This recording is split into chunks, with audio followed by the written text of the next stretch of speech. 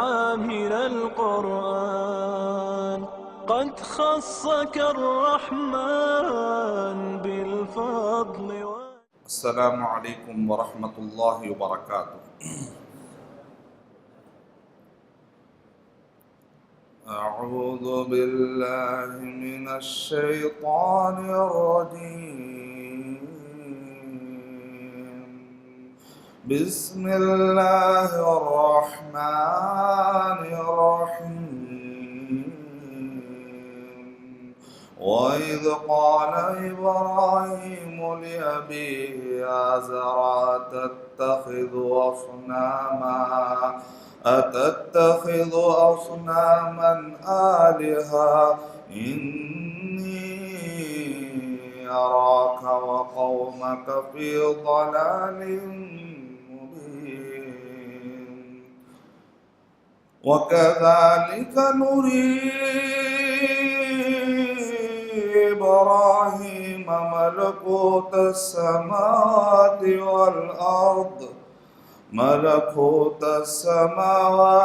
والأرض وليكون من الموقنين.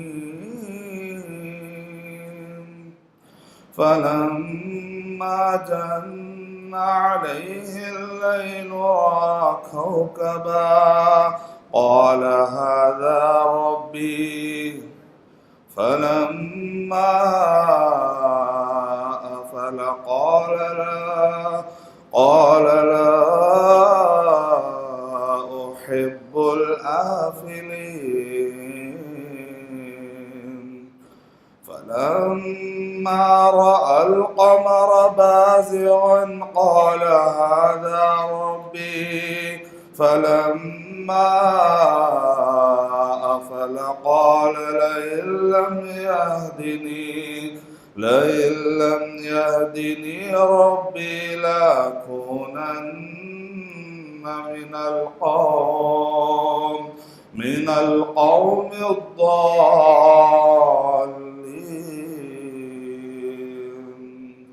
فلما رأى الشمس بازغة قال هذا ربي هذا أكبر. فلما أفلت قال يا قوم إني بريء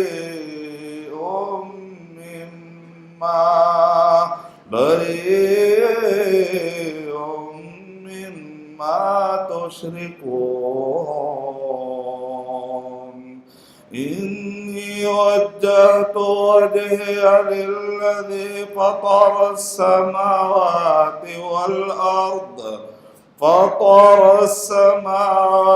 والأرض حنيفا وما أنا من المشركين.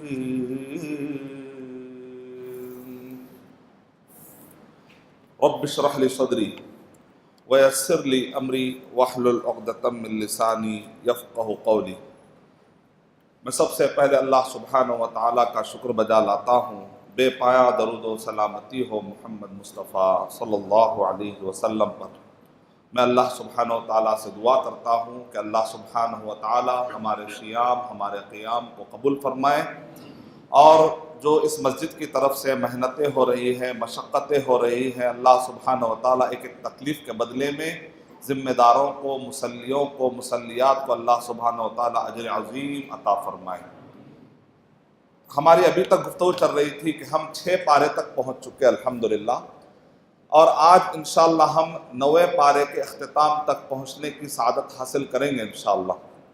जो सूरतें इसमें कवर की जा रही हैं, अगर आप गौर करेंगे तो सूरह फातिहा के बाद सूरह बकरा, सूरह आले इमरान, सूरह बकरा में सूरह यहूदियों का जिक्र है, सूरह आले इमरान में ईसाइयों का जिक्र है, सूरह निसा में गालिबन ज़्यादा अगलब जिक्र यहूदियों का जिक्र है, कभी कभी ईसाइयों का जिक्र आते रहता है। सूरह मायदा के अंदर गालिबन ईसाइयों का जिक्र है, लेकिन उसमें भी यहूदियों का जिक्र आते रहता है।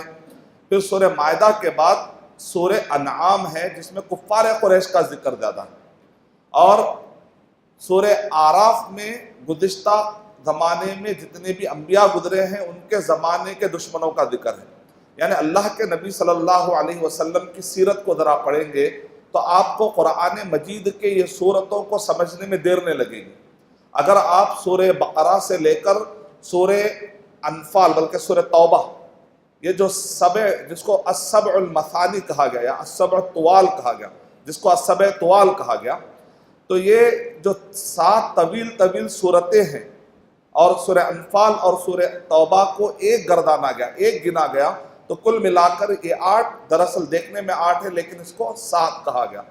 اگر آپ یہ 7 بڑی بڑی صورتوں کو سمجھنا چاہتے ہیں تو اللہ کے نبی صلی اللہ علیہ وسلم کی سیرت اور اللہ کے نبی صلی اللہ علیہ وسلم کی زندگی کو تھوڑی دیر کے لیے سامنے رکھیے۔ اللہ کے نبی صلی اللہ علیہ وسلم جب مکے کے اندر بھیجے گئے، اب مکہ مدینہ یعنی سعودی عرب، اگر آپ سعودی عرب کا نقشہ دیکھیں گے تو رائٹ سائڈ میں آپ کو کسرا نظر آئیں گے۔ ان کا شرک کیا ہے؟ یہ 2 خداؤں کو ماننے والے قوم، کسرا، اور لیفٹ سائڈ پر اوپر آپ کو اٹلی تک، یعنی پورے تقریباً پرانے زمانے کے اگر آپ دیکھیں گے تو تقریباً 27 سے زیادہ کنٹریز، جارڈن اس میں آ گیا، فلسطین اس زمانے کا، سیریا اس زمانے کا، ابھی آج کے زمانے میں جتنے بھی ملک پائے جاتے ہیں، سیریا ہو چاہے فلسطین ہو اور جارڈن ہو، ٹرکی ہو، ہوتے ہوتے آپ فرانس اور یہاں تک کہ اٹلی اور ادھر اسپین اور UK، یہ جو سارے ایریے، بلکہ آپ مصر کو بھی، سوڈان کو بھی، تونیشیا کو بھی، اور ویسٹرن سہارا تک، یہ جو پوری پٹی ہے اس زمانے میں یہاں پر کون رہتے تھے؟ روم کے لوگ۔ روم اس قوم کا نام ہے۔ ان کے عقیدے کیا تھے؟ عیسائیت انہوں نے قبول کر لی تھی، کرسچن ہو چکے تھے۔ اللہ کے نبی صلی اللہ علیہ وسلم کے نبی بنا کر بھیجے جانے سے پہلے یہاں کے بادشاہ نے 300 سال پہلے، یعنی عیسیٰ علیہ السلام کے گزرنے کے کچھ عرصے کے بعد، کچھ سالوں کے بعد، یہاں پر ایک بادشاہ نے عیسائیت کو قبول کر لیا، جس کی وجہ سے پورا یورپ میں عیسائیت پھیل گئی۔ اللہ کے نبی صلی اللہ علیہ وسلم جب نبی بنا کر بھیجے گئے تو اس وقت پر یہ یورپ، آج کے دور کا جو یورپ ہے، پرانے دور کا جو روم ہے، اور یہ جو نارتھ امریکہ ہے، ساؤتھ امریکہ ہے، گویا کہ یہ آف شوٹ ہے، یعنی کہ یورپ اور پرانے روم ہی کے نکلی ہوئی ایک نسل ہے جو بعد میں آباد ہوئی۔ اللہ کے نبی صلی اللہ علیہ وسلم کے زمانے میں نارتھ امریکہ، ساؤتھ امریکہ، یہ علاقے ابرز طریقے سے ہم کو اس کا کوئی ذکر نہیں ملتا، لیکن بعد میں یہاں پر جا کر قومیں آباد ہوتے ہوتے ہوتے آج نارتھ امریکہ اور ساؤتھ امریکہ، اور اگر آپ دیکھیں گے تو یہ پوری کے پورے آخری میں رومی نسل، اور اگر آپ دیکھیں گے تو یہ یافس کی نسل، نوح علیہ السلام کے 3 بیٹے، سام، یہ سیریا سے لے کر، یہ عرب سے لے کر ہندوستان تک جو چلے آتے ہیں ان کو سام کہتے ہیں۔ حام، یہ افریقہ میں جو چلے گئے ہیں، پورے آپ کو جو بلیک پٹی، کالے لوگ، کالے دیسوں کے لوگ، کالے واسی لوگ، یہ پورے حام کی نسل کے ہیں۔ یافس کی نسل کے یاجوج ماجوج، یہ سب یافس کی نسل کے ہیں۔ یہ روم کے لوگ، یہ پورے یافس کی نسل کے ہیں۔ امریکہ، نارتھ امریکہ، ساؤتھ امریکہ، ان کی جو اصل نسل اگر آپ جا کر دیکھیں گے تو یورپ، روم، یہ ساری نسل ہوتی ہے۔ اگر آپ رائٹ سائڈ پر دیکھیں گے تو یہاں کی جو گمراہی تھی وہ ہے 2 خداؤں کو ماننے والے، اہرمن ازدا، خیر اور شر۔ یہ کہتے تھے خیر کا الگ خدا ہے، شر کا خدا الگ ہے۔ یہ لوگ خیر کے لیے سمبل دیتے تھے تارا، تو یہ تاروں کی پوجا کرنے والی قوم کو قرآن مجید میں سورہ بقرہ میں صابئون کہا گیا، اور اسی طریقے سے آگ کی پوجا کرنے والے کو قرآن مجید میں مجوس کہا گیا۔ تو قرآن مجید میں ہم کو یہ ورڈ ملتے ہیں، صابئون، تاروں کو پوجا کرنے والی قوم، مجوس، آگ کو پوجا کرنے والی قوم۔ تو یہ رائٹ سائڈ پہ جو کسرا جس کو آپ کہتے ہیں، فارس جس کو آپ کہتے ہیں، یعنی یہ ایران، عراق اور ازبکستان، افغانستان، پاکستان، یہاں تک کہ نیپال، یہ جو پٹی آپ کو نظر آتی ہے یہ اس زمانے کی فارس یعنی فارسی بولنے والی قوم، کسرا یعنی اس قبیلے کا یا اس قوم کا نام کسرا تھا، اور یہاں عقیدے کے اعتبار سے صابئون پائے جاتے تھے، عقیدے کے اعتبار سے مجوسی پائے جاتے تھے۔ تو گویا کہ 2 خداؤں کو ماننے والی قوم رائٹ سائڈ پر ہے، 3 ملا کر خدا کہنے والی قوم لیفٹ سائڈ پر ہے، عیسائی حضرات۔ عیسائی حضرات کا کیا عقیدہ ہے؟ 3 ملا کر ایک خدا، عیسیٰ جیزس، پھر وہ جبرائیل علیہ السلام، اور اللہ، یہ تینوں کا جو مشرن ہوتا ہے ان کو ملا کر وہ کہتے ہیں کہ یہ تین ملا کر ایک خدا ہے۔ اس میں سے بعض فرقے ہیں جو مریم علیہ السلام کو بھی پوجا کرنا شروع کر دیتے ہیں، کچھ ایسے بھی اس کے اندر فرقے ہیں، کیونکہ یہودیوں میں جو فرقے بنے 71 ہے، عیسائیوں میں جو فرقے بنے 72 ہے، اس میں بھی الگ الگ قسم کے فرقے ہیں۔ ابن تیمیہ رحمۃ اللہ علیہ نے الجواب الصحیح لمن بدل دین المسیح 7 والم کتاب میں سارے فرقوں کے جوابات دیے، صرف ایک فرقہ نہیں بلکہ عیسائیوں کے 72 فرقوں کے پوروں کے سوالات ابن تیمیہ رحمۃ اللہ علیہ نے اس کتاب کے اندر دیے۔ تو اللہ کے نبی صلی اللہ علیہ وسلم کو جب نبی بنا کر بھیجا گیا تو اس وقت پر چیلنجز ہے، پوری دنیا سے شرک کو ختم کرنا ہے۔ ایک طرف 2 خدا کہنے والے شرک کو ختم کرنا ہے، دوسری طرف 3 ملا کر ایک خدا کہنے والوں کے شرک کو ختم کرنا ہے، اور پھر جو عرب کی پٹی ہے یہاں پر ایک الگ قسم کا شرک ہے، یہ 360 بتوں کو پوجا کرنے والی قوم کفار قریش، 360 بتوں کو پوجا کرنے والی قوم کفار قریش۔ اب یہاں پر یہ اللہ کے نبی صلی اللہ علیہ وسلم سے کہا جا رہا قل هو اللہ احد، کہہ دو کہ اے اللہ کے نبی صلی اللہ علیہ وسلم، اے اللہ کے نبی صلی اللہ علیہ وسلم آپ کہہ دیجئے، اعلان کر دیجئے کہ اللہ سبحانہ وتعالیٰ تو اکیلے ہیں، احد فی ذاتہ، اللہ اپنی ذات میں اکیلے ہیں، احد فی اسمائہ، اللہ تعالیٰ اپنے ناموں میں اکیلے ہیں، احد فی صفاتہ، اللہ سبحانہ وتعالیٰ اپنے صفتوں میں اکیلے ہیں، واحد فی افعالہ، اللہ تعالیٰ اپنے کاموں میں اکیلے ہیں، واحد فی عباداتہ، اور اللہ سبحانہ وتعالیٰ کی عبادتوں میں اللہ سبحانہ وتعالیٰ اکیلے ہیں۔ یہ 5 حقوق ایک اللہ سبحانہ وتعالیٰ کو حوالے کرنا اور اس میں کسی کو شریک نہ کرتے ہوئے، یہ سارے حقوق ایک اللہ سبحانہ وتعالیٰ کو حوالے کر دینے کا نام توحید ہے۔ تو اب اللہ کے نبی صلی اللہ علیہ وسلم کو جب مکہ مدینہ میں اگر آپ غور کر کے دیکھیں گے، مکہ کے اندر ایک دشمن کفار قریش، مکہ کے اندر جب مدینہ گئے مدینہ کے اندر یہودی، اور یہ روم سے گاہے بگاہے اور یہاں پر یمن کے پاس سے نجران سے گاہے بگاہے عیسائی آتے جاتے رہتے، گویا کہ عیسائی، یہودی، منافقین اور مکے کے اندر کفار قریش، اگر آپ یہ پورے اللہ کے نبی صلی اللہ علیہ وسلم کے زمانے میں مخالفت کرنے والوں کو آپ ذہن میں رکھیں گے اور اس کے بعد سورہ بقرہ پڑھیں گے تو آپ کو سورہ بقرہ، اچھا یہ بیک گراؤنڈ میں سورہ بقرہ پڑھنا ہے، سورہ آل عمران پڑھیں گے آپ، اچھا یہودیوں کا پڑھنا ہے سورہ بقرہ پڑھ لیجیے، عیسائیوں کے بارے میں پڑھنا ہے سورہ آل عمران پڑھ لیجیے، ان کے ڈاؤٹس کیا تھے اس کے جوابات، یہودیوں کے کیا ڈاؤٹس تھے سورہ نساء پڑھ لیجیے، عیسائیوں کے کیا ڈاؤٹس تھے سورہ مائدہ پڑھ لیجیے۔ اب جب ان سب کا ذکر آیا تو ساتھ ساتھ میں اللہ کے نبی صلی اللہ علیہ وسلم مکے کے اندر جو کفار قریش تھے ان کے ڈیٹیل میں کیا کیا گمراہیاں تھیں سورہ انعام میں ذکر کیا۔ سورہ انعام کیا ہے؟ اگر آپ سے کوئی کہے کہ یہ کفار قریش کے عقیدوں پہ رد کرنے والی صورت ہے تو بالکل صحیح۔ انعام کا ٹاپک کیا ہے؟ سورہ انعام کا ٹاپک کیا ہے؟ کفار قریش کے جتنے بھی اعتراضات ہیں اور ان کے جتنی بھی غلط فہمیاں ہیں، سمجھا، اس کو کہتے ہیں تفہیمانہ انداز۔ تفہیمانہ معنی سمجھا کر، سمجھایا گیا۔ اگر سورہ اعراف میں دیکھیں گے دھمکایا گیا۔ 2 طریقے ہیں قرآن مجید میں سمجھانے کے، انسانوں کو سمجھانے کے 2 طریقے ہیں۔ ایک ہے نصیحت والا طریقہ، سمجھاتے ہیں ایک آدمی کو سمجھ میں آ جاتا ہے، اور بعض اوقات سمجھ میں نہیں آتا ہے تو تھوڑا سا آپ ڈانٹ کے بولتے ہیں تو سمجھ میں آ جاتا ہے۔ ایک مرتبہ ایسا ہی ہوا کہ میں اکثر جو ہے سمجھانے پر زیادہ توجہ دیتا ہوں، میں کوشش کرتا ہوں کہ غصے میں نہ ہوں۔ ایک مرتبہ ایسا ہوا کہ ایک صاحب جو ہے بہت بار بار سوال کر رہے ہیں، تو میں نے کہا بھائی اتنے مرتبہ سوال کیے، یہ آدمی اتنے بڑے شرک اور اتنے بڑے کفر کو اتنا لائٹ کیسے لے رہا ہے؟ تو تھوڑا سا میں نے سختی سے سمجھایا، وہ آدمی چلا گیا۔ اب میں رات بھر افسوس کرتے رہا، بیچارے کو میں سختی کر دیا، پتہ نہیں اب وہ کیا ہوگا، کہیں اور بھٹک گیا تو کیسا، کہیں میری سختی کی وجہ سے کہیں وہ تک۔ اب وہ دوسرے دن آ کر کہہ رہا ہے کل جو آپ سمجھائے تھے نا آج سمجھ میں یہ بات۔ میں نے کہا اچھا۔ میں افسوس میں رات گزارا اور بعد میں مجھے خوشخبری ملی، وہ بول رہے ارشد بھائی آپ اتنے سے سمجھا رہے تھے نا، سمجھ میں نہیں یہ بات، کل جو آپ سمجھائے نا بہترین سمجھائے، کیا کھائے تھے آپ؟ بولے ایسا مسئلہ۔ تو مجھے ایسا اچھا، اس کا مطلب بعض لوگوں کا طریقہ یہ ہے کہ ان کو سمجھانے کا انداز بھی الگ ہوتا ہے، تفہیمانہ انداز میں وہ نہیں مانتے، ان کو جب سختی کرتے ہیں تو ہی ان کے دماغ میں وہ بات گھستی ہے۔ تو اللہ سبحانہ و تعالیٰ مخلوق کے بارے میں بہتر جانتے ہیں، سمجھاتے ہیں تو کچھ لوگ سمجھ جاتے ہیں، لیکن بعض لوگوں کو انذار، جیسے بشیروں و نذیرہ، نبیوں کا طریقہ کیا ہے؟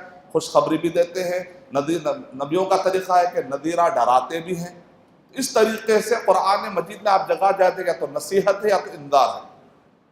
تو آئیے دیکھتے ہیں کہ سورہ انعام کے اندر کفار قریش کا کس طریقے سے نقشہ کھینچا گیا۔ جو کفار قریش ہے، تھوڑا سا بیک گراؤنڈ دیتا ہوں تاکہ آپ کو یہ سورہ پڑھتے وقت پر آپ کو سمجھنے میں مدد ملے گی۔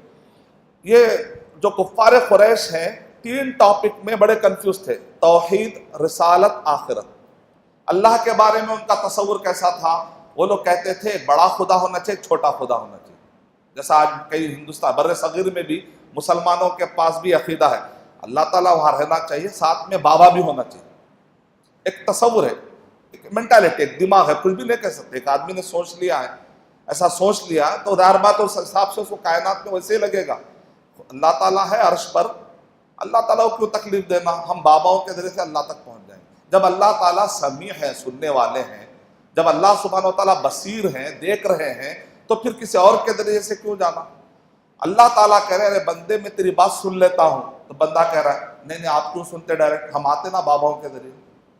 میں ڈائریکٹ سنتا ہوں، نہیں آپ نہیں سننا، آپ کو تکلیف نہیں ہونا، ہم باباؤں کے۔ ارے بندے میں تجھے دیکھ رہا ہوں، بصیر، میں شہرت سے بھی زیادہ قریب ہوں، عرش، اللہ کی ذات عرش پر ہے لیکن اللہ کا علم ہر جگہ ہے۔ تو اللہ سبحانہ و تعالیٰ جان لیتے ہیں۔ سمیع اللہ لمن حمیدہ، نماز میں ہم کہتے ہیں سمیع اللہ لمن حمیدہ، سن لیا اللہ نے اس کی تعریف کو جس نے تعریف کی۔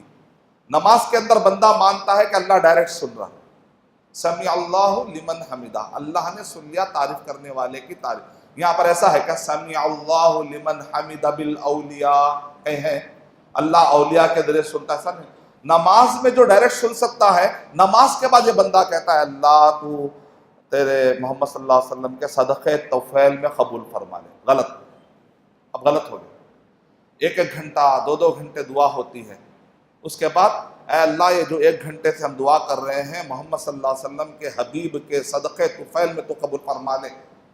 اب جہاں پر جس عبادت میں بدعت آ جاتی ہے وہ عبادت کیا ہو جاتی ہے؟ رد ہو جاتی ہے۔ 1 گھنٹے کی دعا پانی میں گئی۔ تو تصور کیا ہے؟ اللہ سبحانہ و تعالی خالق ہیں، مخلوق کو خالق سے الگ کرنا ہے، لیکن لوگ کیا کرتے ہیں؟ عقیدت میں لے جا کر مخلوق کو خالق میں ملانے کی کوشش کرتے ہیں۔ جو آپ اس زمانے میں انہوں نے کہا شر کا خدا الگ، خیر کا خدا الگ، یہاں عیسائی کہتے ہیں 3 ملا کر اللہ سبحانہ و تعالیٰ میں لے آ کر انہوں نے جبرائیل صلی اللہ علیہ وسلم کو، مریم علیہ السلام کو اور عیسیٰ علیہ السلام کو ملایا۔ اب مسلمانوں نے بھی کہ ہم کس کو ملانا؟ چلو محمد صلی اللہ علیہ وسلم، یا نورا من نور اللہ، اے اللہ کے نور میں سے ایک نور۔ محمد صلی اللہ علیہ وسلم کو کیا کریں؟ اللہ کے نور میں سے ایک نور۔ وہ تو اللہ سبحانہ و تعالیٰ کا بیٹا بولے، اللہ سبحانہ و تعالیٰ کا بیٹا بولے تو اللہ سبحانہ و تعالیٰ کو پسند نہیں ہے بیٹا۔ یہاں کہہ رہے اللہ کی ذات میں سے ایک ذات، اللہ کے نور میں سے ایک نور، نعوذ باللہ، یہ تو اور بڑا گناہ ہوگا۔ اسی لیے محمد بن عبداللہ رحمۃ اللہ علیہ نے کتاب لکھی القواعد الاربعہ، مسلمان ہونے کے باوجود بھی تمہارے اندر کفار قریش جیسا شرک کیوں آ رہا ہے؟ کفار قریش کیا کہتے ہیں جب ان سے پوچھا جاتا ہے 360 بت کیا ہے، تو صحیح مسلم کی روایت میں ان کے الفاظ ملتے ہیں، وہ کیا کہتے تھے؟ لبیک اللہم لبیک، لبیک لا شریک لک لبیک۔ اب یہاں تک صحیح ہے، یہاں تک ہم بھی پڑھتے ہیں۔ وہ لوگ اس کے بعد کہہ رہے ہیں الا شریکا واحدا، نعوذ باللہ، اب آ گیا شرک، تیرا کوئی شریک نہیں ہے، تو بڑا ہے، تو بڑا ہے، تو بڑا ہے، ہم حاضر ہیں، ہم حاضر، لیکن تیرا ایک شریک ہے، لیکن تملکہ وما ملک، وہ جو شریک ہے وہ چھوٹا ہے، تو بڑا ہے، تو اس کا مالک ہے، وہ تیرا مالک نہیں ہے۔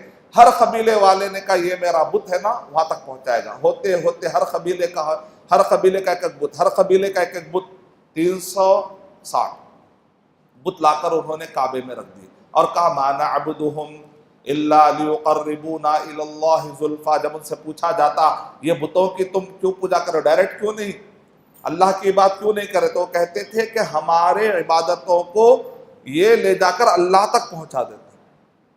اچھا، اس زمانے کے جو کفار قریش تھے وہ جب سمندر میں کشتی ہل جاتی، بھونچال آتا، وہاں پر اگر اچانک طوفان جیسی کیفیت ہوتی تو دعوا اللہ مخلصا، صرف اللہ کو پکارتے، اب کسی بت کو نہیں پکارتے. لیکن جیسے ہی خشکی پہ آتے تھے پھر کہتے تھے وہ بڑا پھر چھوٹا، وہ پرانی فلسفی پھر.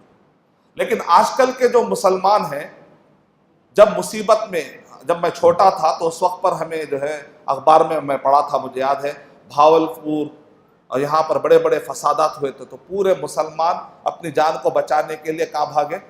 کچھ درگاہوں کے پاس بھاگے، اور وہ درگاہوں کے پاس جا کر یا بابا اتنے سالوں سے پکارے تھے مصیبت میں کچھ تو ساتھ دو، وہ درگاہوں کے پاس آ کر ان کو مارا گیا. یعنی مطلب اخبار میں نے پڑھا کہ یہ لوگ مرے بھی اور شرک کر کے مرے، انتقال ہو. کتنی تکلیف دہ بات ہے. اور مصیبت میں جو کفار قریش ہے وہ تو کس کو پکارتے تھے؟ اللہ تعالیٰ کو. لیکن یہاں تو مصیبت میں بھی کس کو پکار رہے ہیں؟ یہ تو اور ایک قدم آگے بڑھ گئے. یہ ہے جہالت. پھر مسلمان ہیں، کلمہ پڑھ رہے ہیں، لا الہ الا اللہ نہیں ہے کوئی سچا معبود سوائے اللہ کے کہنے والی قوم، نہیں محمد صلی اللہ علیہ وسلم اللہ کے رسول ہے کہنے والی قوم، اتنے خطرناک شرک میں ہے کہ مصیبت میں آؤ چاہے خوشی میں آؤ، اللہ کو چھوڑ کر کسی اور باباؤں کو اللہ سبحانہ تعالیٰ کے حقوق دے رہے. اللہ کی ذات، اللہ کے نام، اللہ کی صفتیں، اللہ کے کام اور اللہ کے لیے جو ہم عبادتیں کرتے ہیں، یہ حقوق صرف اللہ تعالیٰ کے. اللہ کی ذات کے مقابلے میں کوئی ذات نہیں. لیکن مسلمان کہتے ہیں نورم من نور اللہ، لالیے مقابلے میں. اللہ کے نام کے مقابلے میں کوئی نام نہیں، لیکن مسلمان لا لیے. اللہ کے نام لے جا کر ہم نے باباؤں کو دے دیے. کیسا دیے؟ ہندوستان میں جب مغل اعظم، مغل سلطنت تھی تو اس وقت پر بادشاہوں نے اللہ کے کچھ لقب لے لیے اور اس زمانے کے دینداروں نے کچھ لقب لے لیے. دینداروں نے کہا غریب النواز، بندہ نواز. تو آپس میں اچھا وہ کیا بولتے ہیں، آپس میں کمپرومائز ہو رہا تھا، تھوڑے لقب اللہ کے تم لے لو. یہاں یہ لوگ کیا لیے؟ بادشاہ. دل الہی، دل الہی مت اللہ کا سایہ. اب اللہ کے سایہ ہے، اللہ کے سایہ ہے یہ بادشاہ. تو تھوڑے اللہ کے صفتیں، اللہ کے نام بادشاہ لے لیے، تھوڑے اللہ کے نام دیندار لے لیے. دونوں میں زبردست گٹھ جوڑ آپس میں، اور اس طریقے سے حکومت چل رہی تھی. تو اللہ سبحانہ و تعالیٰ نے صف ہستی سے ایسی حکومت کو مٹا کے رکھ دیا. طاقت تھی مسلمانوں کی.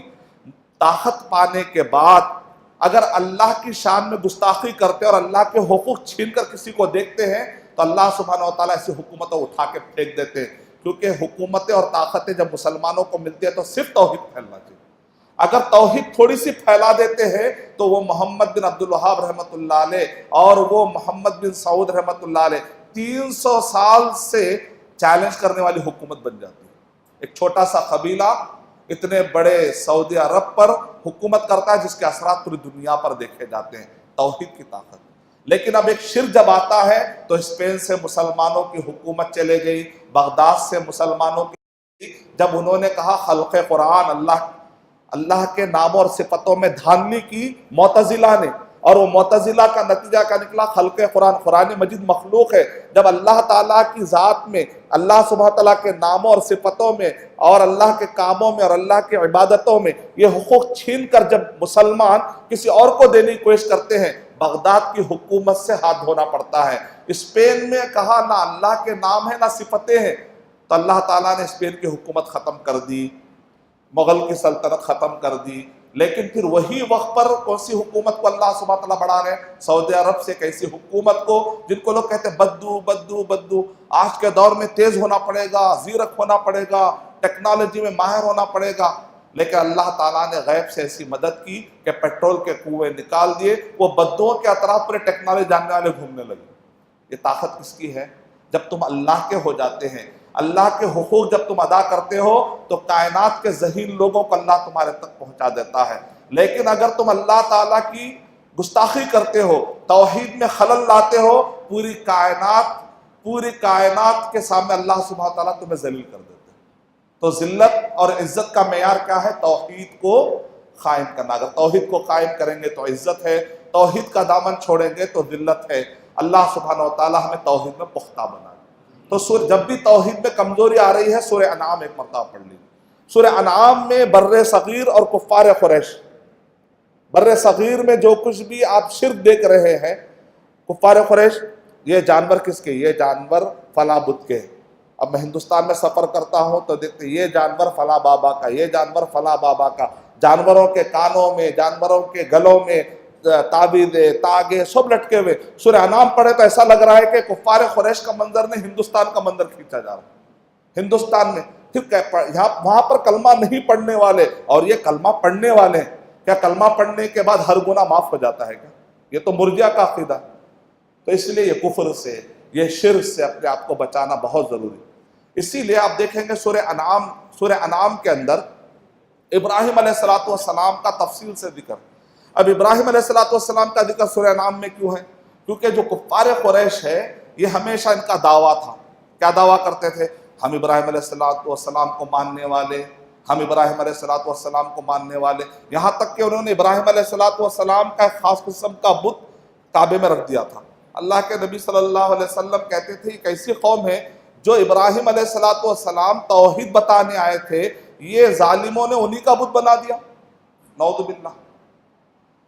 یعنی کہ توحید بتانے کے لیے تو ابراہیم علیہ السلام کو وہ لوگ اتنا چاہتے تھے، وہ کہتے تھے ہم لوگ دین ابراہیمی والے ہیں، ہم لوگ دین ابراہیمی والے ہیں۔ تو سورہ انعام میں کفار قریش کے صفاحت، آبا پرستی، عقل پرستی، بت پرستی، یہ تین پرستی۔ اب دیکھیے بت پرستی مانے بتوں کو پوجا کرنا۔ اب ہمارے مسلمان کہیں میں تو بتوں کی پوجا نہیں کر رہا ہوں، ٹھیک ہے آگے دیکھیں گے۔ عقل پرستی، یہاں کچھ لگ رہا ہے تھوڑا گڑبڑ۔ عبد العقل ہے یا عبداللہ ہے؟ عبداللہ۔ بعض لوگ کہتے ہیں اس کی لاجک کیا ہے؟ اب کفار قریش ہے کیا آپ لاجک کیوں پوچھ رہے ہیں؟ کافروں کو لاجک، حکمت چاہیے، مسلمان اللہ اور اس کے رسول صلی اللہ علیہ وسلم نے کہا یہی ہماری لاجک ہے۔ یہ کیوں معلوم ہے؟ کیونکہ اللہ نے کہا، اچھا ٹھیک کافی، مسلمان کے لیے کافی ہے۔ یہ کیوں معلوم ہے؟ محمد صلی اللہ علیہ وسلم نے کہا کافی ہے میرے لیے۔ ہاں جو غیر مسلم ہوتا ہے وہ پوچھے گا اس کی حکمت کیا ہے، تو ہم کہیں گے کبھی حکمت معلوم ہوتی ہے، کبھی حکمت معلوم نہیں ہوتی ہے۔ حکمت معلوم نہیں ہو کر بھی فالو کرنا، دنیا میں سے کئی چیزیں آپ فالو کرتے جو آپ کو کبھی سمجھ میں نہیں آتی لیکن آپ مانتے ہیں۔ کمپیوٹر کے تفصیلات آپ کو سمجھ میں نہیں آتے لیکن پھر بھی آپ کمپیوٹر یوز کرتے نہیں کرتے؟ نہیں، جب تک کمپیوٹر کے پورے تفصیلات معلوم ہو کہ میں انجینئر نہیں بن جاتا میں کمپیوٹر استعمال نہیں کرتا۔ ویسا ہے تو صرف انجینئر استعمال کرنا، باقی دوسرے لوگ پورے۔ تو ایسا کوئی ضروری نہیں ہے کہ آپ کو سمجھ میں آئے تو استعمال کریں گے۔ اگر ایک انجینئر استعمال کر رہا ہے تو آپ بولتے اچھا بھروسہ ہے تو میں بھی کر سکتا ہوں۔ انبیاء کرام سے بڑھ کر بہتر کن پر آپ بھروسہ کر سکتے؟ جب انبیاء کرام نے اس کو مانا اور اس کو فالو کیا ہے تو پھر ہمیں ماننے کے لیے کیا مشکل ہے؟ ایک فقہ کی بات کو مان لینے میں ہمارے لیے کیا پرابلم ہے؟ تو مسلمان کے لیے کبھی لاجک والا مسئلہ ہدایت و ضلالت کی بنیاد نہیں بننی چاہیے، ورنہ بڑی گمراہی میں چلے جائیں گے، اللہ حفاظت فرمائے۔ تو عقل پرستی، آبا پرستی، آبا پرستی مانے آبا اجداد، یہ ہمارے مسلک میں ہے۔ ارے اتنے زمانے سے ایسا چل رہا تھا، اب آپ ایک حدیث سنا رہے ہیں کہ نہیں، تو کیا ہو پرابلم کیا ہے؟ چھوڑنا چاہیے، حدیث ہی سنا رہے نا، کوئی گھر کی بات تو نہیں سنا رہا، آیت سنا رہے ہیں، حدیث سنا رہے ہیں۔ اتنے زمانوں سے جو مسلک چلتے آ رہا ہے ان کا احترام ہے، انہوں نے جو کیا ان کو جتنا معلوم تھا وہ اماموں نے فالو کیا، ان کی کوئی بے عزتی نہیں، ان کا معاملہ اللہ کے حوالے ہے۔ انہوں نے جو کچھ بھی کیا ان کو اس محنت پر ایک نیکی مل گئی، ان کو اس نیکی، اگر ان کو ہی پتہ چل جائے حق یہ ہے تو وہ بھی کیا ہے مان لیتے ہیں، ان کے شاگردوں نے مان لیا۔ تو آبا پرستی، بعض لوگ اپنی بات کو نہیں ماننے کے لیے عجیب عجیب سہارے لیتے ہیں، آبا اجداد۔ اگر سورہ انعام پڑھیں گے تو کفار قریش کے معاملے پورے ایسے ہی ہے، آبا اجداد ایسے ہیں، ہم کیسا چھوڑ دیں، کبھی ان کے عقل میں سمجھ میں نہیں آتا۔ توحید ان کو کتنی عادی توحید سمجھ میں، عادی توحید۔ رسول اللہ صلی اللہ علیہ وسلم کو بھی وہ آدھا مانتے تھے، صادق اور امین۔ یہ لقب کون دیا؟ کفار قریش نے دیا، صادق اور امین۔ لیکن محمد صلی اللہ علیہ وسلم کو رسول ماننے تیار نہیں۔ توحید عادی، قرآن مجید میں کہا گیا سورۃ الاخلاص، توحید جو ہے تمہاری گڑبڑ ہے، مکس ہے، مکس نہیں ہونا چاہیے، خالص توحید ہونی چاہیے۔ اور رسول اللہ صلی اللہ علیہ وسلم کو بھی تم جو مانتے ہو نا، تم خالی بس ان کے ذات کو مانتے ہو، بات کو نہیں مانتے ہو۔ صادق ہے، بہت اچھا بولتے ہیں، بہت صحیح بولتے ہیں، امین ہے، امانت دار ہے، صرف ذات کو مانتے ہیں، بات کو نہیں مانتے۔ محمد صلی اللہ علیہ وسلم کی بات کو نہیں مانتے۔ تو آج کے دور میں بھی اگر ہم مسلمان محمد صلی اللہ علیہ وسلم، محمد صلی اللہ علیہ وسلم، رات بھر نعتیں پڑھتے ہیں، رات بھر نعتیں پڑھیں گے لیکن محمد صلی اللہ علیہ وسلم کی بات کو نہیں مانتے۔ تو توحید، رسالت، آخرت کے معاملے میں تو کفار قریش کو بات دماغ میں آدھا نہیں پاؤ بھی نہیں جاتی تھی، پاؤ بات بھی نہیں. توحید آدھی، رسالت رسولوں کے بارے میں آدھا، آخرت کے بارے میں تو ان کو سمجھ بھی نہیں آتا تھا. یہاں تک کہ نضر بن حارث ایک مرتبہ خبر کے پاس گیا، جا کر وہ کیا کیا، ہڈی اٹھا لایا، وہ سیدھا ہڈی، اور لا کر اس نے محمد صلی اللہ علیہ وسلم کے پاس آ کر اس نے کہا اے محمد صلی اللہ علیہ وسلم، یہ ہڈی اب جو برا ہو گئی یہ واپس آئے گی، کیا باتیں کرتے ہو. وَضَرَبَ لَنَا مَثَلًا وَنَسِيَ خَلْقًا، سورہ یاسین میں بھی جواب دیا گیا، سورہ انعام میں تفصیل سے جواب دیا گیا، سورہ فاطر میں جواب دیا گیا. یہ صورتیں پڑھتے جائیے، یہ بیک گراؤنڈ دماغ میں رہے گا تو یہ صورتیں سمجھ میں آئیں گی. وہ کہا ہم کو مثال دیتا، اللہ تعالیٰ کہہ رہا ہے وہ ہم کو مثال دیتا، جب تم تھے ہی نہیں تو آ گئے تو وہ بوسیدہ ہڈی سے پھر دوبارہ واپس آنا کیا مشکل ہے. جب تم تھے ہی نہیں تو آ گئے، آ جانے کے بعد دوبارہ آنا کیا مشکل. ایک مرتبہ شاعری کر کے شعر بنانا بہت مشکل ہے، لیکن ایک مرتبہ شعر بن جائے تو ہزاروں کاپی بن جاتے ہیں. ایک مرتبہ کمپیوٹر انوینٹ کرنا مشکل ہے، جب انوینٹ ہو گیا تو کروڑوں دنیا میں کمپیوٹر کاپی ہو جانا کوئی بہت آسان بات ہے. پہلی مرتبہ انوینشن مشکل ہوتا ہے، کاپی کر کے اس کو ریوینٹ کرنا، بار بار نکالنا کوئی مشکل ہے، ڈپلیکیشن کرنا کوئی مشکل بات نہیں ہے. تم کو اس بارے میں شک نہیں ہے کہ تم تھے نہیں تو آ گئے، کیا تم کو اپنے وجود پر شک ہے؟ اگر واقع تم کو کوشچن کرنا ہے تو میں نہیں تھا تو کہاں سے آ گیا، اس پر تمہیں کوشچن نہیں ہو رہا ہے. میں ہوں تو پھر کیسا ہونا، یہ کون سی لاجک ہے؟ تو قرآن مجید میں لاجک کو بھی پھٹکار دیا گیا. یعنی جو کفر پہ ہوتا ہے اس کی لاجک بھی مر جاتی ہے، جو توحید پہ ہوتا ہے اس کی لاجک زندہ رہتی ہے. تو یہ سورہ انعام ایک بہت ہی زبردست کفر اور شرک کے خلاف ایک جلالی سورہ. کفر اور شرک کے خلاف اگر سورہ فاطر، سورہ انعام، سورہ یاسین، یہ تین سوروں کو جلالی صورتیں آپ کہہ سکتے ہیں، جس میں توحید اور رسالت اور آخرت کے کمزوریوں کو زبردست طریقے سے جوابات دیے گئے. اور ابراہیم علیہ السلام کے زمانے میں بھی حالات کیسے تھے؟ پورے بت پرستی، وہی حالات جو مکہ کے اندر محمد صلی اللہ علیہ وسلم کے اطراف میں جو حالات تھے، تقریباً ملتے جلتے حالات ابراہیم علیہ السلام.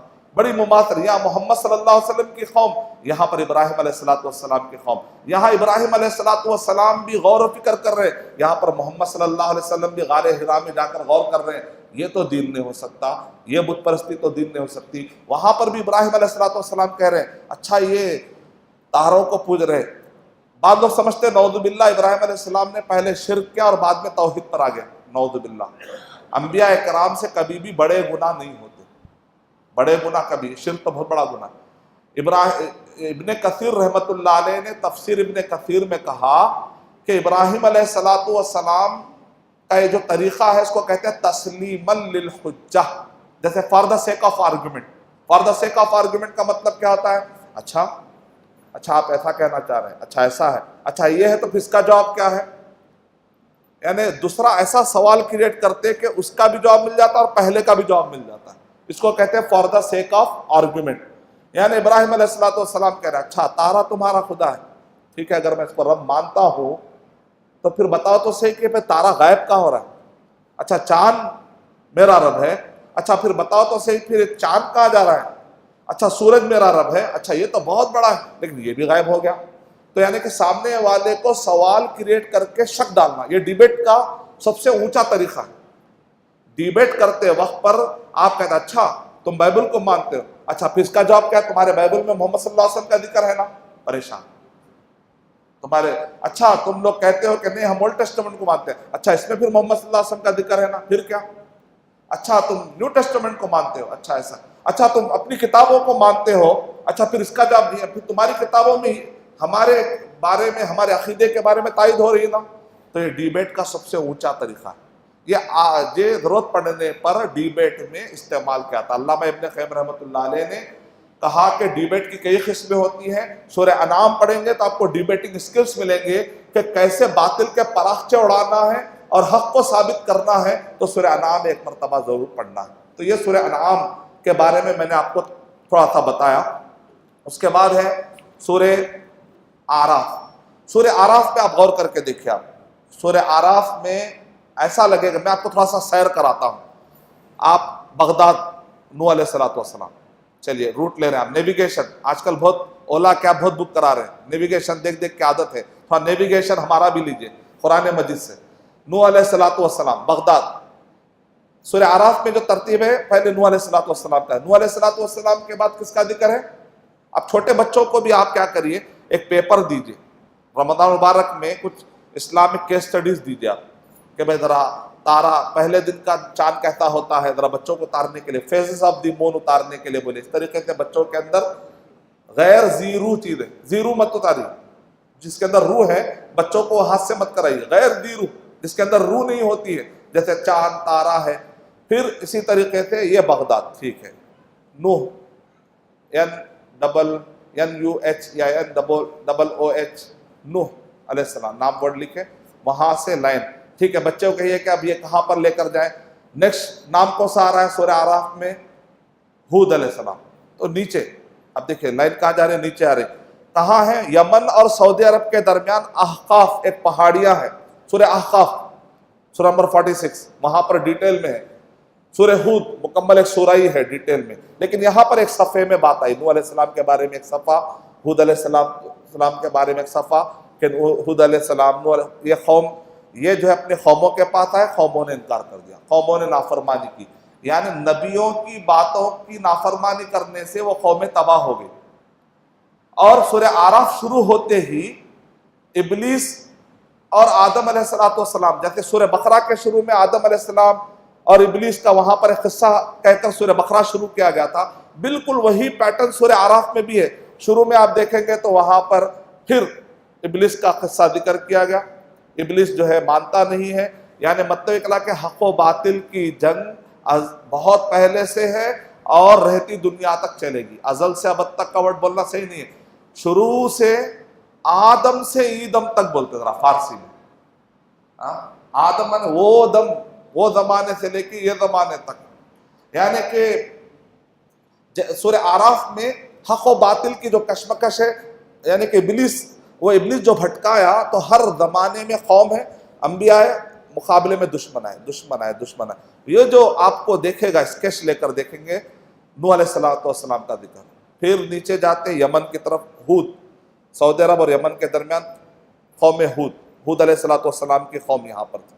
پھر اس کے بعد قوم ثمود کا ذکر ہے، قلم لے جائیں گے، یعنی کعبہ اور بحر احمر، مصر، بحر احمر، ریڈ سی، جو اس کے بعد مصر، اس کے درمیان میں قوم ہے، قوم ثمود، ہجر، ان کو سورہ ہجر نمبر 15، مکمل ایک سورت قوم ثمود کے بارے میں ہے، مکمل ایک سورت سورہ ہود علیہ السلام کی قوم کے بارے میں سورہ ہود ہے۔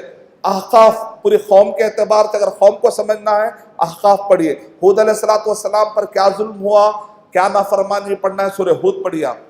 اب اس کے بعد پھر ذکر آتا ہے لوط علیہ السلام، یعنی جارڈن اور فلسطین، یہ جو ایج ہے یہاں پر لوط علیہ السلام، پھر اس کے بعد قلم درہ نیچے لائیں گے، مدین، جارڈن سے 17 کلومیٹر دور پہ مدین، یہاں پر شعیب علیہ السلام کا ذکر ہے۔ پھر اس کے بعد یہ قلم اور آگے جائیں گے مصر کی طرف، موسیٰ علیہ السلام۔ تو سورہ اعراف میں اتنے نبیوں کا ذکر ہے، نوح علیہ السلام، ہود علیہ السلام، اور پھر قوم ثمود یعنی صالح علیہ السلام جہاں پر بھیجے گئے، پھر لوط علیہ السلام کی قوم، پھر شعیب علیہ السلام کی قوم، مدین، پھر مدائن الگ ہے، مدائن صالح الگ ہے، مدین الگ ہے، پھر شعیب علیہ السلام، اس کے بعد موسیٰ علیہ السلام۔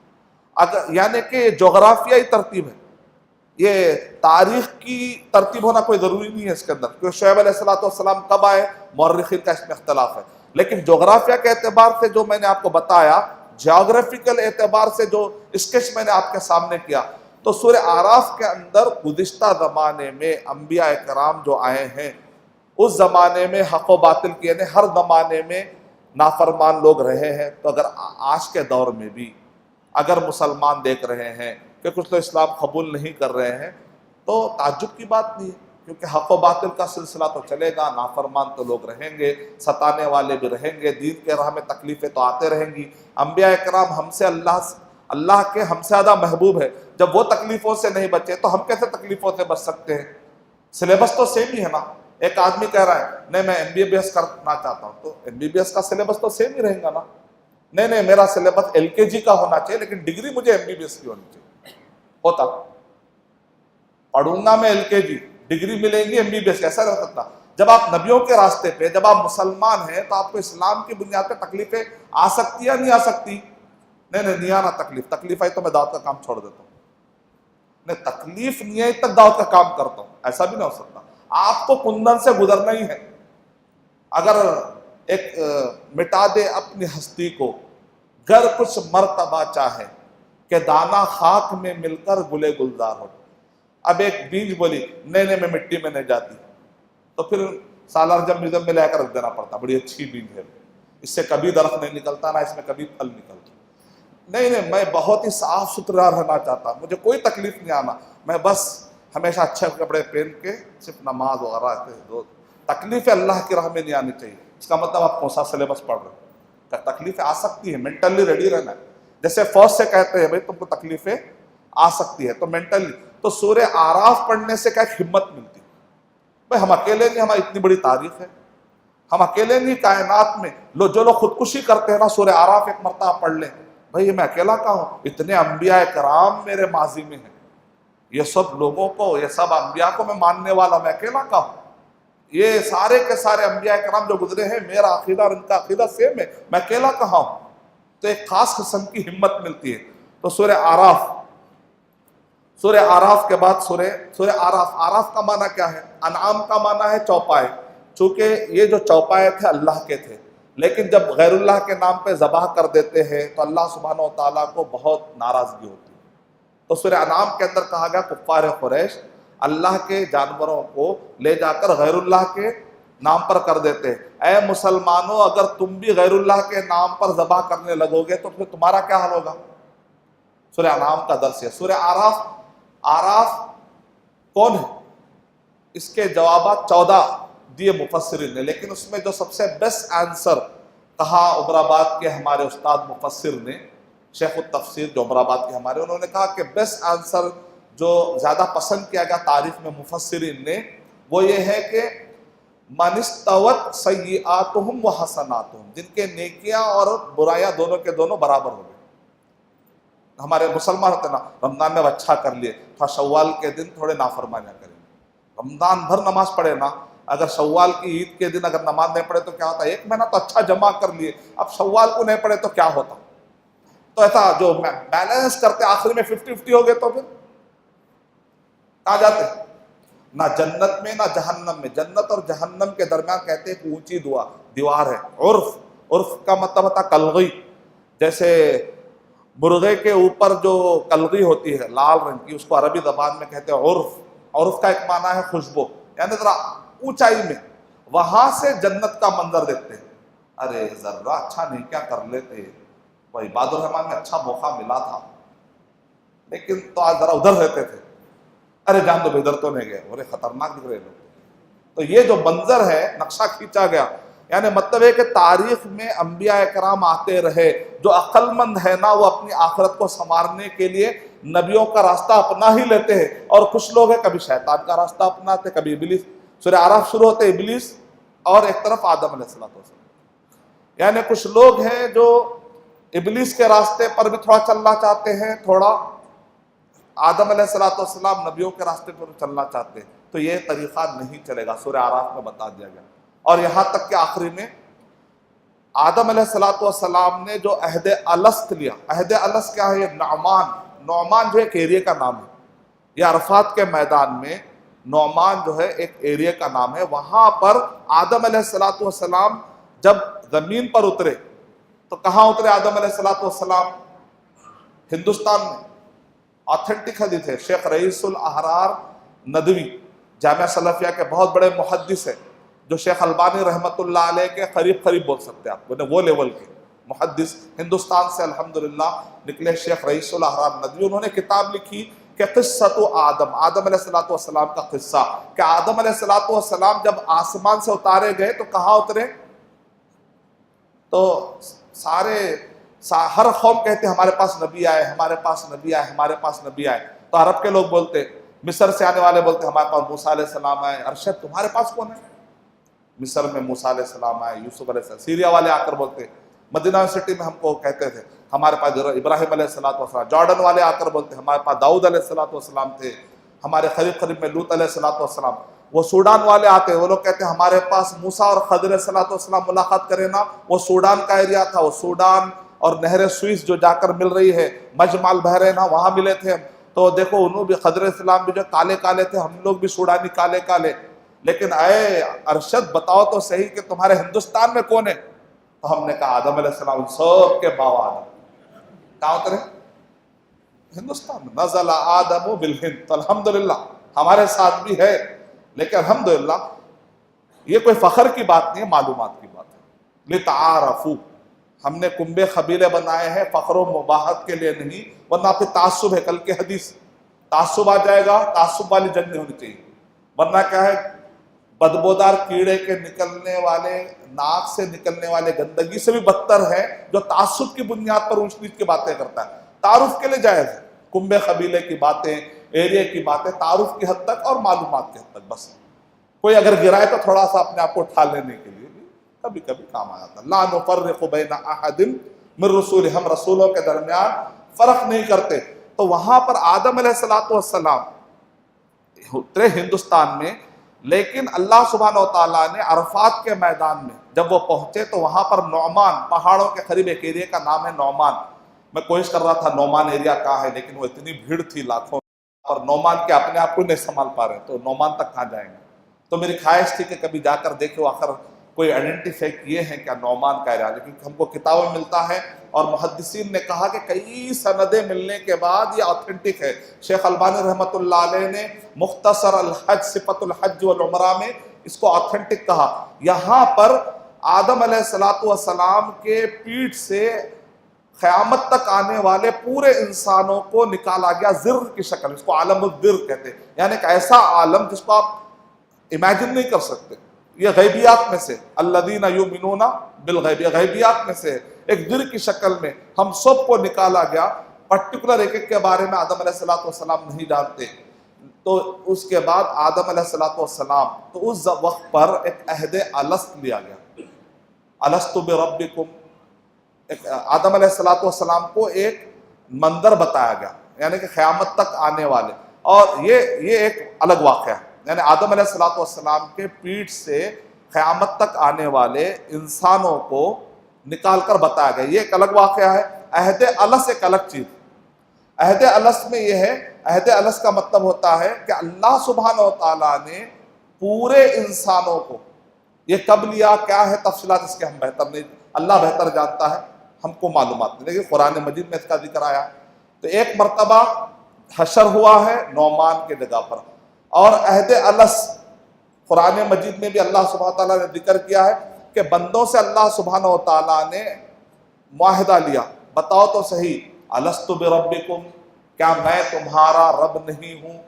تو سب نے کیا کہا؟ قالوا بلا، سب نے کہا کہ ہاں آپ ہمارے رب ہیں، آپ ہمارے رب ہیں. تو اب تو کہیں گے، لیکن جب دنیا میں اصلی میں جب ماں کے پیٹ سے پیدا ہو کر دنیا میں آئیں گے تب اصل ایگزام ہے کہ واقع تم اس توحید کو مانو گے یا نہیں. کیا اس اللہ سبحانہ و تعالیٰ کو یاد رکھو گے یا شرک کے راستے پر چلے جائیں گے؟ تو یہ جو تفصیلات ہے کہ ایگزیکٹ کیا ہے، کیا یہی واقعہ ہے آدم علیہ السلام کا یا ایک الگ ہے، یہ تفصیلات کے بارے میں ہم کو زیادہ علم نہیں ہے. لیکن یہ واقعات کا قرآن مجید میں اور صحیح احادیث میں ذکر ہے. کون سے واقعات تفصیل سے پھر کبھی انشاءاللہ اس پر ہم گفتگو کریں گے انشاءاللہ. اس کے بعد سورہ انفال. سورہ انفال کا کچھ حصہ پڑھیں گے تو 9ویں پارے تک ہم پہنچ جاتے ہیں. تو اس طریقے سے آج کا جو ہمارا حصہ ہے وہاں پر ہم پہنچیں گے. سورہ انفال اور سورہ توبہ، اس کو جوڑی جوڑی والی صورتیں آپ کہہ سکتے ہیں. حضرت علی رضی اللہ تعالیٰ عنہ نے کہا کہ سورہ انفال اور سورہ توبہ کے اندر اللہ سبحانہ و تعالیٰ غصے میں ہے، اور بسم اللہ الرحمن الرحیم اس کے اندر کس کا ذکر ہے؟ رحمان، رحمت کا ذکر ہے. تو اس وجہ سے یہاں پر بسم اللہ الرحمن الرحیم، سورہ توبہ کے شروع میں بسم اللہ الرحمن الرحیم کا اس لیے ذکر نہیں ہے کہ سورہ توبہ کے اندر اللہ سبحانہ تعالیٰ اپنے جلال میں وہ سارے لوگ جو نافرمان ہیں ان سب کا ذکر سورہ توبہ کے اندر ہے. مسلمانوں میں سے جو نافرمانی کر رہے ہیں یا جنگ چھوڑ کر جو جنگ میں جا نہیں سکے نافرمانی میں، ان کا بھی ذکر ہے. اور وہ سارے مشرکین جو معاہدہ کر کے جنہوں نے توڑ دیا ہے ان پر بھی اللہ سبحانہ و تعالیٰ غصے کا اظہار کر رہے ہیں. یہاں تک کہ امام قرطبی رحمۃ اللہ علیہ نے کہا صحابہ کرام نے سورہ توبہ کا اور ایک نام دیا سورہ فاضحہ. فاضحہ مانے پول کھول دینے والی سورت.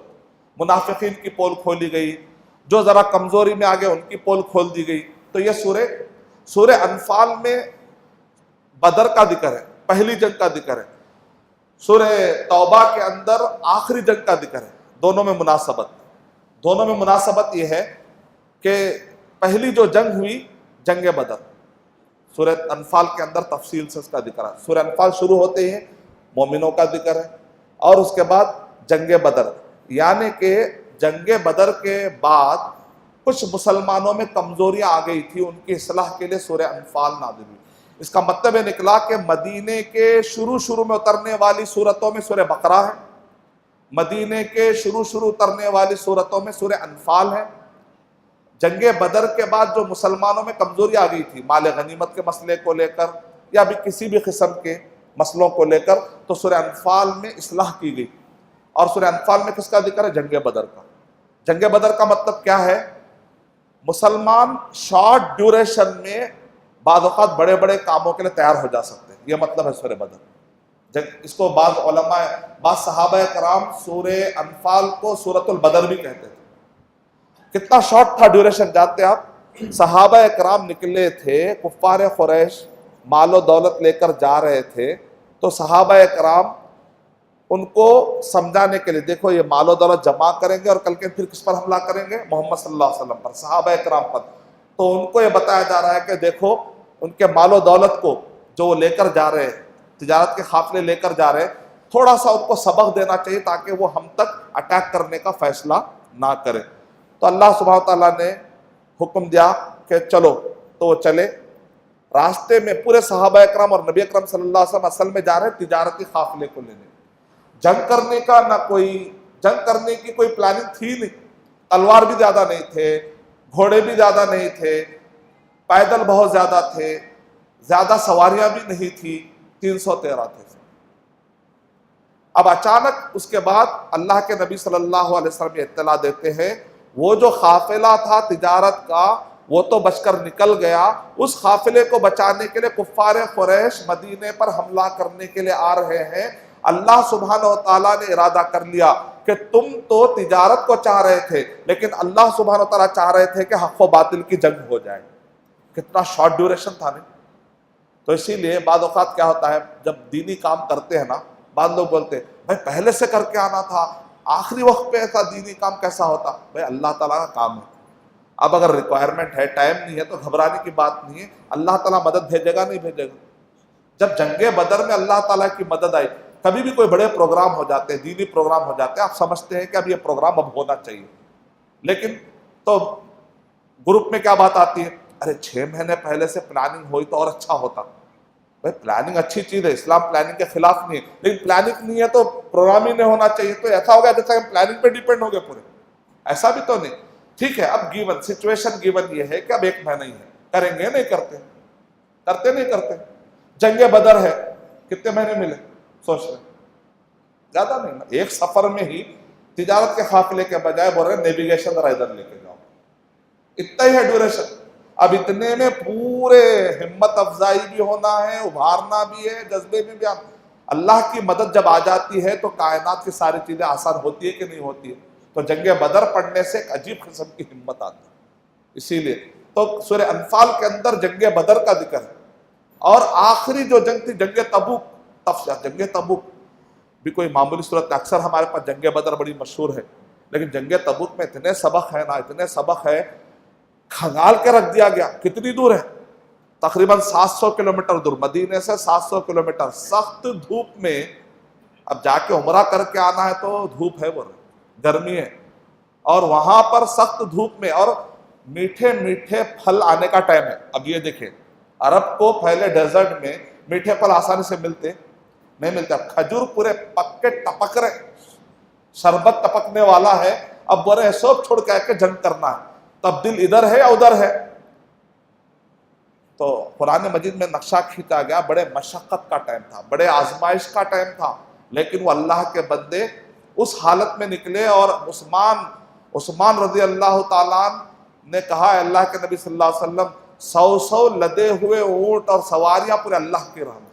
صحابہ کرام اپنے انہوں نے جو اس وقت پہ انفاق کا مظاہرہ کیا، صرف اگر آپ اسی کو پڑھیں گے نا تو مکمل ایک بیان ہو سکتا ہے، مکمل ایک خطبہ ہو سکتا ہے. مال لگا دیا انہوں نے، جان لگا دیا. تو جنگ تبوک صحابہ کرام کے ایمان کے مظاہرے کی اعلیٰ مثالیں. یہ ہے توبہ. اور جنگ سورہ انفال میں بدر کے تفصیلات ہیں. تو اگر آپ یہ سارے تفصیلات کو ذہن میں رکھیں گے. اب یہاں پر یہ دو صورتوں کو انٹرنیٹ پر کافی بدنام کیا گیا. یہ جو فلم فتنہ نکلی، یہ دو صورتوں کو ٹارگٹ بنایا گیا. اور جو قریب میں دا انوسنس آف مسلم جو فلم نکلی گئی تھی، خاص طور سے صورتوں کو ٹارگٹ بنایا گیا. جتنے دہشت گرد قسم کے لوگ ہیں نا، یہ صورتوں کو مس یوز کرتے. وہ کہتے ہیں یہ صورتوں سے ہم انسپائر ہیں. یہ کیا ہے؟ صورتوں میں لکھا ہوا ہے معصوموں کو مارنا. کون سی عربی پڑھے آپ؟ عربی کو تمل میں سمجھ رہے کیا؟ عربی پڑھ کے تمل میں سمجھ میں آ رہا، تیلگو میں سمجھ رہے آپ، فارسی میں سمجھ رہے، سنسکرت میں سمجھ رہے. کون سی عربی ہے؟ کہاں لکھا ہوا ہے بازاروں میں جا کے بم ڈالنا؟ کہاں ہے؟ کون سی آیت میں؟ سورہ انفال میں کہاں لکھا؟ بتاؤ تو.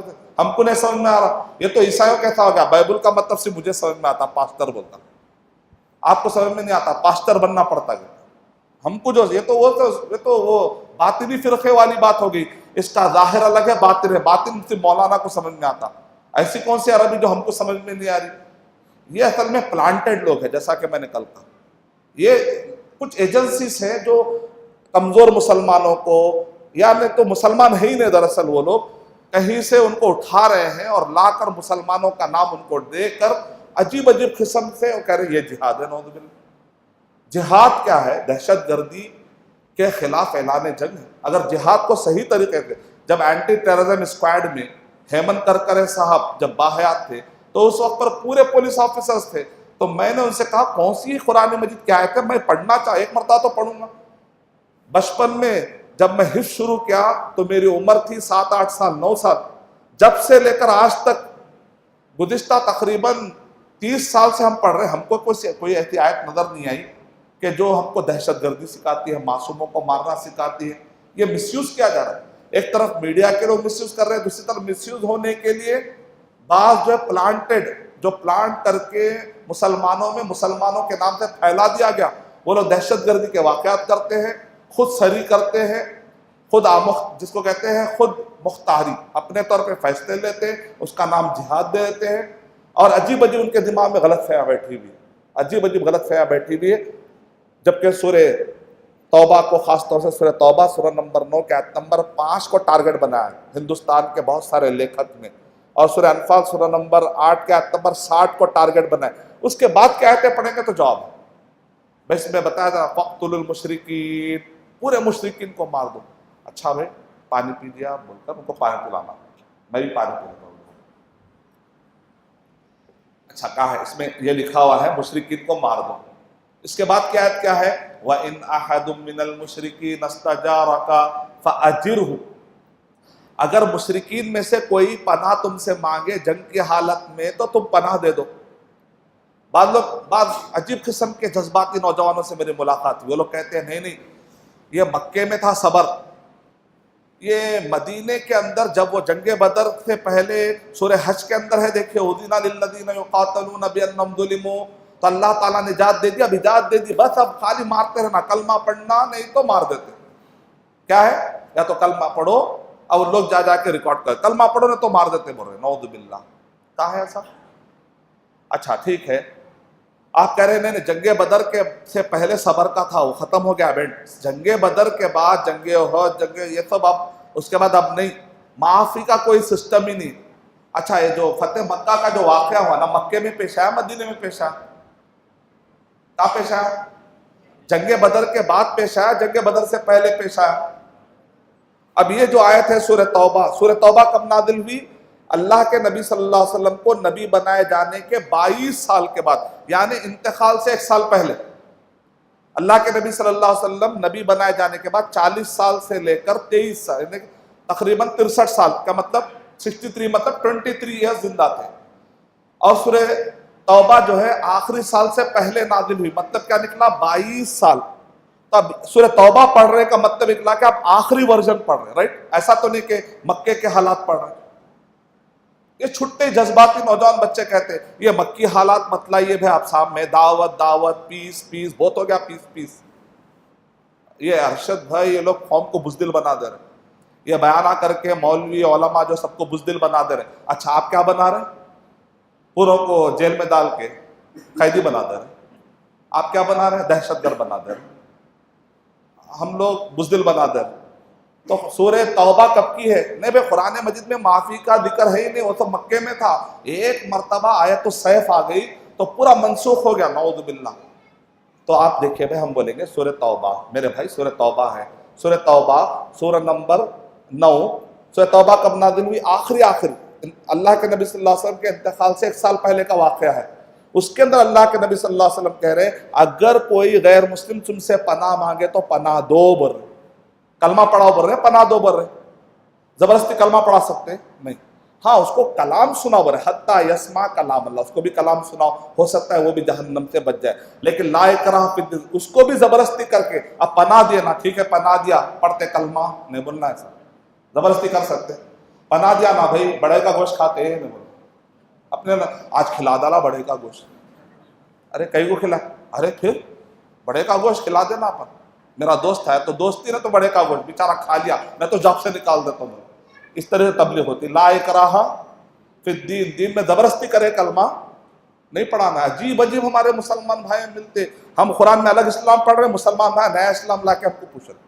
ایسا نہیں، قرآن سے پڑھیے، اپنے دماغ سے مت. آپ کے دماغ کی ضرورت نہیں ہے، جو اتر گیا وہ فالو کر لیے تو ہی بہت ہے، جنت اس میں ملتی. نئے نئے میتھڈ لا کر اسلام کو آگے بڑھانے کے چکر میں مت جائیے. قرآن صحیح حدیث کو نبی صلی اللہ علیہ وسلم اور صحابہ کے طریقے کے مطابق سمجھنا. نجران کا ایک وقت اللہ کے نبی صلی اللہ علیہ وسلم، نجران کے جو عیسائی تھے ان کے ساتھ اللہ کے نبی صلی اللہ علیہ وسلم نے 9 اور 10 کے درمیان آپ نے معاہدہ کیا. معاہدے کا سسٹم کا مطلب کیا نکلا کہ اگر ہر کافر کو مار دینے کا ہوتا تو معاہدے کا سسٹم رہتا. اسلام میں معاہدے کا سسٹم ہی نہیں رہتا تھا. ذمہ کا کانسیپٹ رہتا تھا نہیں رہتا تھا.